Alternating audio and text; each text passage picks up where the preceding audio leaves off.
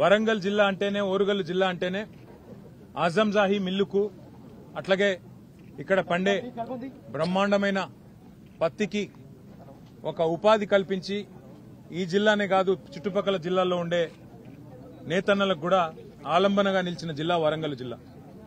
అట్లాంటి వరంగల్ ఉమ్మడి ఆంధ్రప్రదేశ్లో ఆనాడు తన పూర్వ వైభవాన్ని కోల్పోయి ఇక్కడ ఉండే నేతన్నలు వలసపోయి సూరత్కి, షోలాపూర్కు, భివాండికి వలసపోయే పరిస్థితి ఉమ్మడి ఆంధ్రప్రదేశ్లో వచ్చింది. ఆ పరిస్థితి మారడమే కాదు, మొత్తం వరంగల్ కూడా ఒక సూరత్ లాగా, తమిళనాడులోని ఒక తిరుపూర్ లాగా టెక్స్టైల్ హబ్ కావాలి, తిరిగి పూర్వ వైభవం వరంగల్కు రావాలనే ఉద్దేశంతో ఫార్మ్ టు ఫ్యాషన్ అంటే farm to fabric, farm to fashion అంటే ఇక్కడ నల్లరేగడి నీళ్లలో పండే తెల్ల బంగారం పత్తిని లాభసాటిగా మారిస్తే రైతన్నకు లాభమైతుంది, ఫామ్లో పనిచేసే రైతుకు లాభమైతుంది.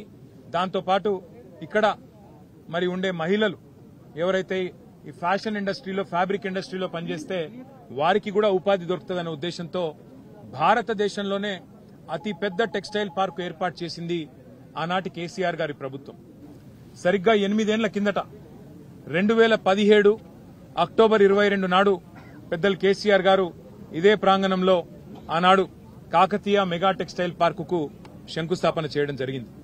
సరే, మధ్యలో కరోనా రావడం వల్ల 2 ఏళ్లు కొంత ఇబ్బంది అయినా చివరికి ఈరోజు ఇక్కడికి వచ్చి చూస్తే కైటెక్స్ లాంటి పరిశ్రమ, యంగ్ వన్ లాంటి పరిశ్రమ, గణేష లాంటి పరిశ్రమ ఇవాళ దాదాపుగా 25-30 వేల మందికి ఈ కాకతీయ మెగా టెక్స్టైల్ పార్కు నుంచి ప్రత్యక్ష ఉపాధి అవకాశాలు కల్పించే స్థాయికి చేరుకోబోతా ఉండడం నిజంగా కూడా చాలా సంతోషదాయకం.